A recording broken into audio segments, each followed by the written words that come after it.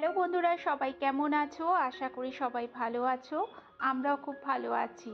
এই ভিডিওটা ছিল বৃহস্পতিবারের। ভিডিওটা পোস্ট করতে একটু দেরি হয়ে গেল, তার জন্য ক্ষমা চাইছি।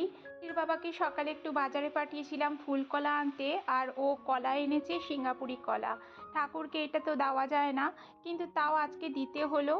আর পুজো দিয়ে আমি চলে এলাম। আজকে কিছুই ব্রেকফাস্ট বানাইনি, ব্রেড ছিল সেটাই বাটার দিয়ে টোস্ট করে নিলাম। আর বাজার থেকে অনেক শাক নিয়ে এসেছিলো, শাক মানে পালং শাক, আর আমার পালং শাক সবচেয়ে প্রিয়।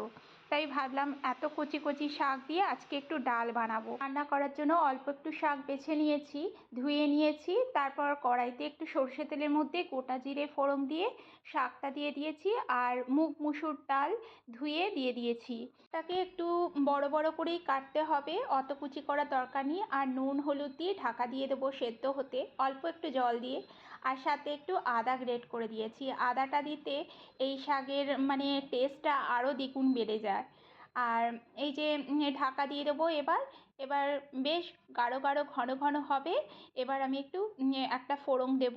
কড়াইতে সর্ষে তেলের মধ্যে একটু গোটা গোটা করে রসুন একটু থেতো করে, আর একটা পেঁয়াজ, কাঁচা লঙ্কা বেশ ভালো করে ভেজে নেব।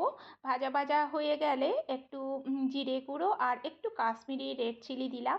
দিয়ে এবার ডালের মধ্যে দিয়ে দিলাম। বেশ খেতে ভালো হয়েছিল, তোমরা একবার অবশ্যই ট্রাই করে দেখো।